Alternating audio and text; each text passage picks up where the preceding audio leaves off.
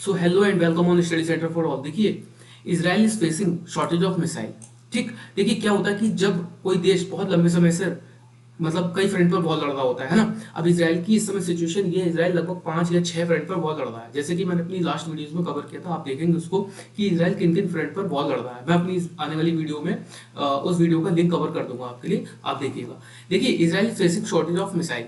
तो अगर देखिए कोई भी देश लगभग 5-6 फ्रंट पर इतने लंबे समय से वॉर लड़ रहा होता है, और वो भी इतना मतलब वॉर को आप कह सकते हैं कि बहुत हाई एल्टीट्यूड वाला वॉर है, तो उसके बाद कहीं ना कहीं ऐसे देश पर हो जाती हैं एमिनेशन की कमी। यही कारण है कि यहाँ पर एक आर्टिकल पब्लिश होता है, Israel is facing shortage of missile, can American third help it. अब देखिए इसी चीज पर आज हम लोग चर्चा करेंगे कि इसकी बिहाइंड स्टोरी क्या है, क्यों इसराइल पर मिसाइल की हो गई है शॉर्टेज। तो देखिए है क्या, लास्ट ईयर 7 अक्टूबर को इसराइल पर होता है एक हमला हमास का गाजा पट्टी से। ठीक है, यहां से लगभग हमला होता है, फिर इसराइल के द्वारा गाजा पट्टी में चलाया जाता है एक ऑपरेशन आयरन स्वॉर्ड के नाम से, जो कि लगभग 5 या 6 महीने चलता है। फिर बीच बीच में यहाँ से लेबनान से हिजबुल्लाह द्वारा इसराइल पर कई सारे अटैक किए जाते हैं, है ना, कई मिसाइल अटैक किए जाते हैं। उसके बाद इसराइल यहाँ पर तो बिजी नहीं होता है, लेकिन बीच बीच में ये वेस्ट बैंक यहाँ पर से भी इसराइल पर कई हमले किए जाते हैं। सीरियन अमेरिकन एक सीरियन आर्मी है, उसका मैं नाम भूल रहा हूँ, उसके द्वारा कई हमले किए जाते हैं। फिर इसराइल हो जाता है यहाँ पर बिजी, टू फ्रंट।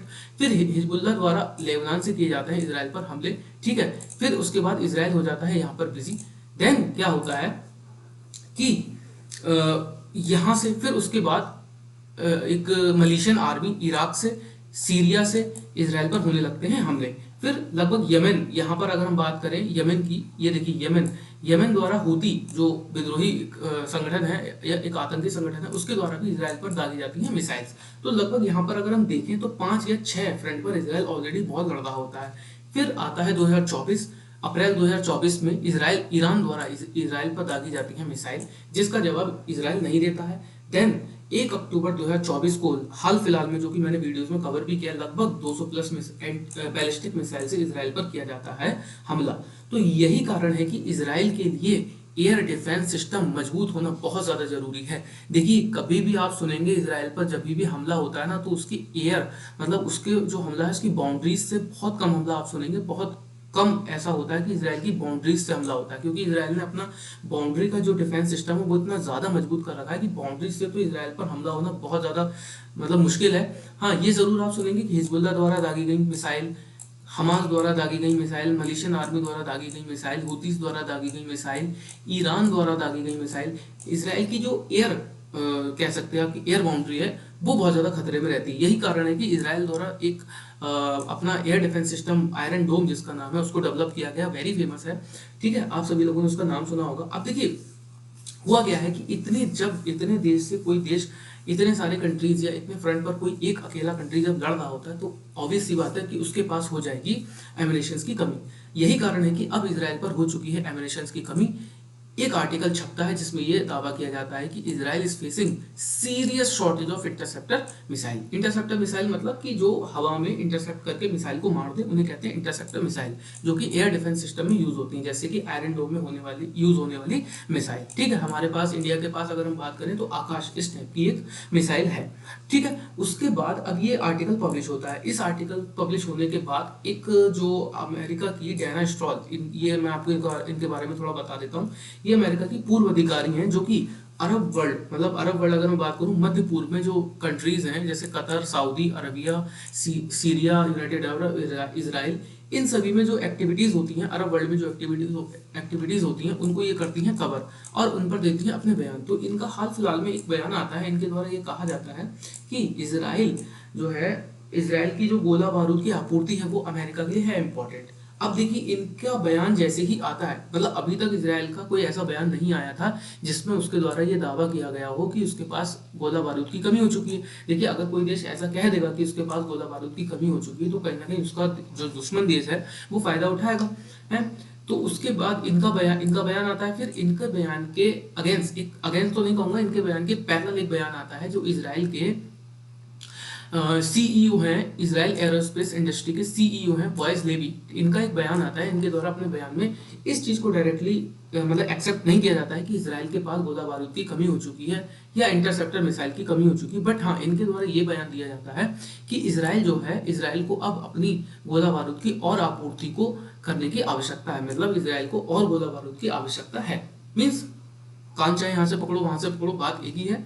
ठीक है, तो कहीं ना कहीं इसराइल के पास ये तो रियलिटी है कि अब हो चुकी है इंटरसेप्टर मिसाइल्स की कमी। अब देखिए ये जो इंटरसेप्टर मिसाइल्स की कमी है ये किस तरीके से कई पॉइंट को क्रिएट करती है। देखिए इसके बाद इसराइल को दिया जाता है अमेरिका द्वारा थर्ड डिफेंस सिस्टम। अब अमेरिका का ये जो थर्ड डिफेंस सिस्टम है, थर्ड की मैं आपको फुल फॉर्म बताता चलता हूँ। थर्ड की फुल फॉर्म होती है terminal high altitude air defence system. ठीक है, ये है थर्ड की फुल फॉर्म। अब देखिए अमेरिका द्वारा इसराइल को दिया जाता है थर्ड सिस्टम, जो कि बताया जा रहा है इसराइल पहुंच भी गया है। ठीक है, लगभग 100 सैनिक अमेरिका के इसराइल में भी जा रहे हैं जो कि इसको ऑपरेट करेंगे, क्योंकि इसको ऑपरेट करने के लिए लगभग 100 सैनिक की आवश्यकता होती है। देखिए अब है क्या, यहाँ पर कई एक्सपेक्ट होते निकल कर आते हैं कि अमेरिका द्वारा जो ये जो एयर थर्ड है इसराइल को दिया गया है उसके कई कारण है। देखिए है क्या, आपको पता होगा मैंने अपनी लास्ट वीडियो में कवर किया था, मैं आपको मतलब इस वीडियो के लिंक पे डाल भी दूंगा। अभी थोड़े बहुत दिन पहले इसराइल द्वारा ईरान पर एक बहुत बड़ा साइबर अटैक किया गया है, जिसमें यह दावा किया जा रहा था कि इसराइल द्वारा जो ईरान की न्यूक्लियर साइट्स की जो जानकारियां हैं महत्वपूर्ण, मतलब बहुत ज्यादा गोपनीय है, जिनको कह सकते हैं कॉन्फिडेंशियल इन्फॉर्मेशन इसराइल द्वारा चुरा ली गई है। मैंने कवर किया है वीडियो में, काफी इंपॉर्टेंट है वो वीडियो, आप देखिएगा। मैं लिंक शेयर करूंगा इस वीडियो के डिस्क्रिप्शन में, आप देखिएगा कि इसराइल द्वारा कैसे अपने सॉफ्टवेयर का इस्तेमाल करके ईरान की जो न्यूक्लियर साइट्स हैं वहां से डेटा चोरी किया गया है। ठीक है, मतलब वहां की विधायिका, कार्यपालिका, वहां पे मतलब एग्जीक्यूटिव को भी, एग्जीक्यूटिव जो सिस्टम है उसको भी हैक किया गया था इसराइल के द्वारा।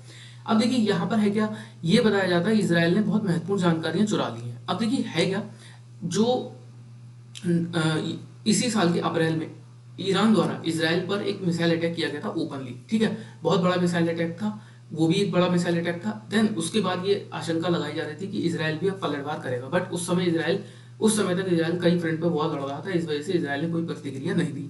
देन उसके बाद अभी इस महीने के स्टार्टिंग में अक्टूबर 2024 में 1 अक्टूबर को ईरान द्वारा फिर से इसराइल की स्पेस में लगभग 180 प्लस मिसाइल से अटैक किया जाता है। आप सभी लोगों को पता होगा, आप अगर याद होगा तो लगभग 180 प्लस मिसाइल से इसराइल पर होता है हमला।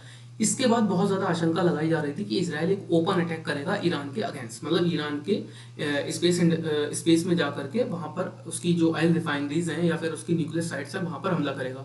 बट अमेरिका द्वारा दबाव बनाया गया कि आप ऐसा कोई कदम मत उठाइए। उसके बाद इसराइल द्वारा तुरंत ही 4 या 5 दिन बाद ही इसराइल द्वारा ईरान पर किया गया एक साइबर अटैक, बहुत बड़ा साइबर अटैक। उसमें यह बताया गया कि ईरान की बहुत ज्यादा खुफिया जानकारी इसराइल ने चुरा ली है। अब देखिए वो जो खुफिया जानकारी इसराइल ने चुराई है, उसके बाद ये आशंका लगाई जा रही थी कि इसराइल अब जो है वो खुफिया जानकारी जो इसराइल ने चुराई है उनके आधार पर अब जो ईरान की न्यूक्लियर साइट्स हैं या फिर जो मतलब यूरेनियम एनरिचमेंट साइट जो थी वहां पर इसराइल एक बहुत बड़ा हमला करने वाला है। यही कारण है कि कहीं ना कहीं इसराइल द्वारा मांग की गई होगी अमेरिका से थर्ड की, क्योंकि देखिए अगर इसराइल उन जानकारियों के आधार पर ईरान पर एक बहुत बड़ा हमला करता है तो कहीं ना कहीं ईरान भी इसराइल पर एक पलटवार करेगा। देखिए कहीं ना कहीं ईरान ताकतवर तो है इसराइल से, बट कह सकते हैं कि टेक्निकली उतना पावरफुल नहीं है ईरान। लेकिन हाँ अगर आप नंबर्स में बात करेंगे जैसे मिसाइल्स या आर्मी, तो वो कहीं ना कहीं ईरान की बड़ी है। तो यही कारण है कि अगर इसराइल देखिए हमला करता है तो इसराइल का जो आयरन डोम सिस्टम है वो काफी नहीं रहेगा, इसराइल का जो आयरन डोम सिस्टम है वो काफी नहीं रहेगा ईरान के पलटवार को रोकने के लिए। इसीलिए कहीं ना कहीं इसराइल को जरूरत पड़ेगी थर्ड की। यही कारण है कि अमेरिका द्वारा दिया गया होगा इसराइल को थर्ड सिस्टम। एक तो एस्पेक्ट ये हो सकता है। देखिए दूसरा एस्पेक्ट ये हो सकता है इसराइल के द्वारा, जैसे कि आप सभी लोगों को पता है इसराइल के द्वारा बहुत मतलब ब्रूटली, जिसको कह सकते हैं कि लेबनान में हमले किए जा रहे हैं, जो हिजबुल्लाह है उसको नष्ट किया जा रहा है, मारा जा रहा है। यही, और हिजबुल्लाह आप जानेंगे कि Hezbollah is equal to Iran.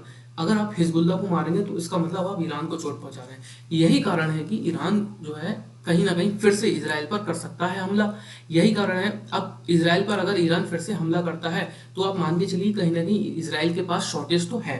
अब देखिए अगर इसराइल के पास शॉर्टेज है तो Hezbollah plus Hamas plus Iran अगर ये मिलकर इसराइल पर हमला करते हैं फिर भी इसराइल इस हमले को रोकने में बहुत ज़्यादा हद तक कामयाब नहीं रहेगा। कहीं ना कहीं कुछ मिसाइल ऐसी होंगी जो इसराइल की सीमा में आके गिरेंगी, और अगर कुछ मिसाइल भी इसराइल की सीमा में आके गिरती हैं तो वो अपने आप में बहुत बड़ा नुकसान इसराइल को पहुंचा सकती हैं। जैसे कि आप सभी लोगों को पता होगा, लगभग अभी जब 180 प्लस मिसाइल से इसराइल पर हमला किया गया था ईरान द्वारा, तो कुछ मिसाइल, मतलब एक आध मिसाइल, कुछ मिसाइल तो ईरान इसराइल की सीमा में गिरी, जैसे कि मोसाद के हेडक्वार्टर के पास गिरी थी जो इसराइल का खुफिया एजेंसी है, और कुछ आर्मी हेडक्वार्टर्स पे भी गिरी थी। प्लस कुछ मिसाइल ने ऐसा, मतलब ईरान द्वारा ऐसा भी दावा किया गया था कि कुछ मिसाइल ने इसराइल का जो F-35 विमानों, लड़ाकू विमानों का जो बेड़ा है वो नष्ट किया है। तो यही कारण है कि इसराइल को मुझे लगता है थर्ड मिसाइल सिस्टम की आवश्यकता पड़ी है, और इसराइल द्वारा ऐसी मांग अमेरिका से की गई होगी, इसके बाद अमेरिका द्वारा इसराइल को प्रोवाइड कराया गया है थर्ड सिस्टम। देखिए आपकी क्या नॉलेज है और आप अपना मतलब क्या पॉइंट ऑफ व्यू इस विषय में रखते हैं वो हमें कमेंट करके जरूर बताइएगा। आपकी राय हमारे लिए बहुत ज़्यादा इंपॉर्टेंट होती है। बाकी अभी के लिए इतना ही। आने वाली वीडियो के लिए हमारे चैनल से जुड़े रहें, हमारे चैनल को सब्सक्राइब करें।